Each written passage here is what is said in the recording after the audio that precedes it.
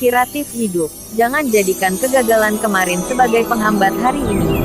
Semangat untuk membuat hari esok lebih baik melalui hari ini.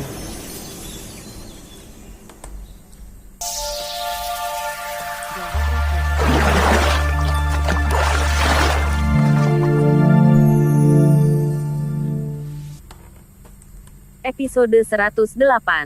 Rencana perceraian Sean.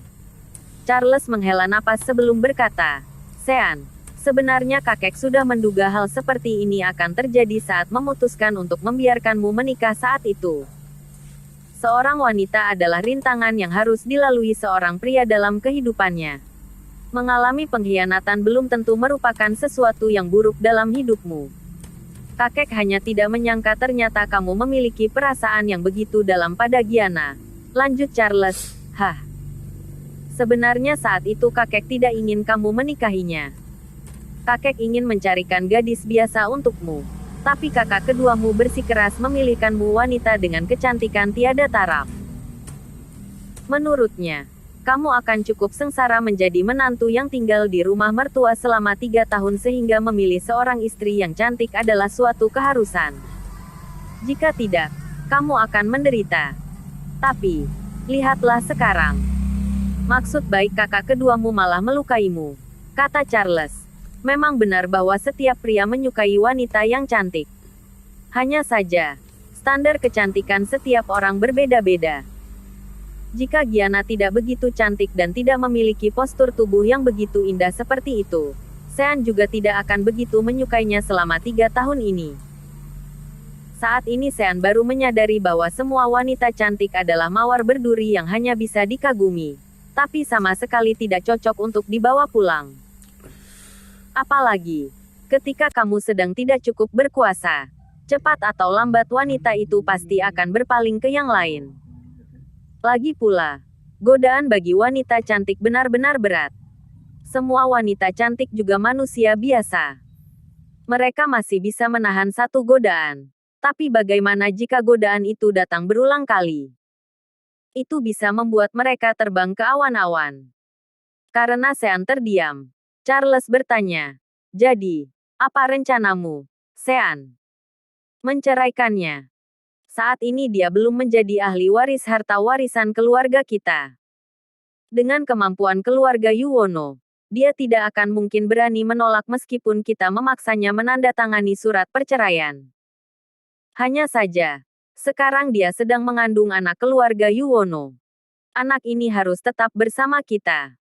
Tentu saja saat anak itu lahir, kita harus melakukan tes paternitas.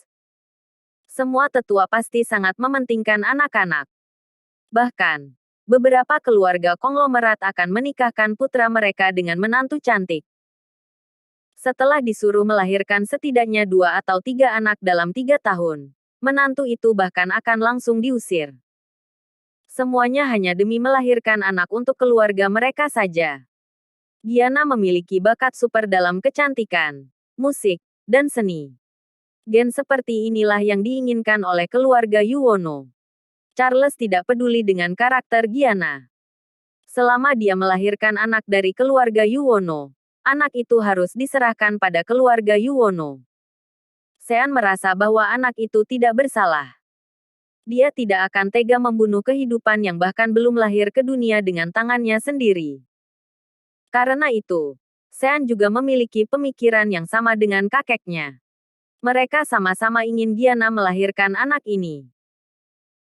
"Kakek, aku tidak bisa langsung menceraikannya," jawab Sean. "Beberapa waktu yang lalu, sebelum Nenek Wanda meninggal, aku berjanji padanya untuk tidak akan menceraikan Gianna. Kecuali Gianna sendiri yang berinisiatif untuk menceraikanku terlebih dulu." "Jadi, maksudmu?" Charles agak tidak mengerti arah pembicaraan Sean. Gianna adalah seorang wanita yang mementingkan harga dirinya. "Begitu aku jatuh miskin, dia pasti 100% akan berinisiatif untuk menceraikanku terlebih dulu," terang Sean. "Jadi, aku harap kakek mengeluarkanku dari keluarga Yuwono."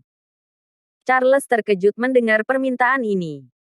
Bagaimana bisa Charles tega mengusir cucunya sendiri dari keluarga Yuwono? Tanda seru. "Oke, Kakek akan mengikuti permainanmu ini. Jawab Charles. Bukankah kebetulan keluarga Liono ingin mencari gara-gara denganmu?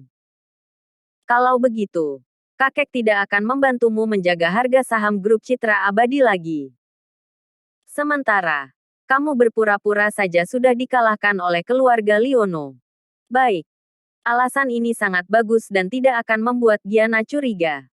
Bagaimanapun, Sean berterima kasih pada Yoga atas serangannya. Jika tidak, dia tidak tahu alasan apa yang harus dipikirkannya untuk menyingkirkan Giana si wanita tidak tahu malu itu. Setelah menutup telepon, Sean segera mencuci muka dan menyikat giginya. Namun, saat sedang menyikat giginya, suara rekaman suara Giana yang luar biasa itu seolah menggema di telinganya. Sean sangat marah hingga menggosok giginya sampai berdarah. Cih. Sean memuntahkan air bercampur darah dan pasta gigi. Lalu berkata pada cermin, Giana, aku sangat percaya padamu. Tapi kamu sudah sengaja menipuku selama ini. Sebenarnya, masalah di antara Giana dan Cahyadi bukanlah sesuatu yang tidak termaafkan. Hanya saja, hal yang membuat Sean begitu benci adalah kebohongan Giana. Setelah selesai cuci muka dan gosok gigi, Sean kembali ke kamar tidur untuk berganti baju dan bersiap berangkat kerja ke kantor agar tidak perlu melihat Giana sepanjang hari. Sekarang, begitu Sean melihat Giana, dia sangat ingin menginterogasi dan memukulnya. Suami, kenapa kamu bangun sepagi ini? Tanya Giana sambil menggosok matanya dan menatap Sean. Akhir-akhir ini dia bangun pagi hanya demi berkencan dengan Yoga. Karena itu, begitu mendengar sesuatu berbunyi di kamarnya, dia akan langsung terjaga. Sean memberitahu dirinya sendiri. Jangan tunjukkan bahwa kamu sudah mengetahui yang sebenarnya, Sean. Jika tidak, kamu tidak akan bisa bercerai dari Giana. Sean tidak menatap Giana dan hanya mengiyakan sekadarnya. Giana melihat waktu dan berkata, sudah waktunya aku bangun juga. Suami, buatkan aku segelas air madu. Sejak keduanya menikah lagi, tradisi lama mereka sudah kembali. Setiap pagi, Sean akan membuatkan Giana secangkir air madu agar Giana bisa menjaga kecantikan wajahnya. Namun, saat ini Sean tidak ingin melakukannya sama sekali. Setiap pagi aku membuatkanmu air madu dan membelikanmu masker wajah terbaik dari Swiss untuk mempertahankan kecantikanmu. Apa itu semua agar kamu bisa merayu pria di luar sana? Sean merasa sangat marah di dalam hatinya. Giana sama sekali tidak menyadari perubahan psikologis Sean dan berkata dengan tidak sabar, apa yang kamu lakukan? Kenapa kamu diam saja? Cepat buatlah. Aku sudah haus. Sean terpaksa menekan amarah di dalam hatinya dan menjawab, oke. Sean keluar dan membuatkan air madu dengan suhu 60 derajat, lalu membawanya ke kamar Giana. Giana tidak bangun dari tempat tidurnya dan langsung meminumnya di sana. Setelah menelan 2 teguk air madu, Giana berkata dengan gembira, aku benar-benar bahagia. Setiap hari aku bisa minum air madu yang dibuat langsung oleh suamiku. Di dalam hatinya, Sean merasa jijik pada Giana. Cih, tentu saja kamu bahagia. Di rumah kamu memiliki seorang pria dan di luar kamu juga memiliki seorang pria. Begitu banyak pria yang merengkuhmu dan memperlakukanmu seperti seorang putri. Bagaimana mungkin kamu tidak bahagia? Tanda seru. Sesuatu terjadi di perusahaan. Aku harus pergi, kata Sean. Bersiap untuk pergi. Tunggu sebentar. Giana tiba-tiba menghentikan Sean. Kamu belum menciumku. Sejak kembali menikah, Sean dan Giana memiliki tradisi baru. Setiap bangun tidur, mereka harus mencium satu sama lain. Tradisi ini disebut dengan morning kiss. Tidak hanya Giana, tetapi juga semua wanita dan terutama wanita-wanita asing. Mereka akan melakukan tradisi morning kiss ini dengan pasangan mereka ketika bangun di pagi hari. Begitu Sean teringat akan pengkhianatan Giana, bagaimana bisa dia mencium wanita itu lagi? Namun, dia mau tidak mau melakukannya agar tidak membuat Giana curiga. Aku pergi dulu. Mungkin aku akan kembali larut malam. Setelah Sean buru-buru memberikan morning kiss, dia berjalan keluar dari kamar mereka yang berada di lantai 3.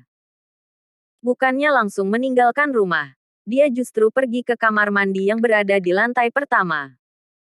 Sean menggosok giginya lagi. Mencium Gianna membuatnya merasa mual.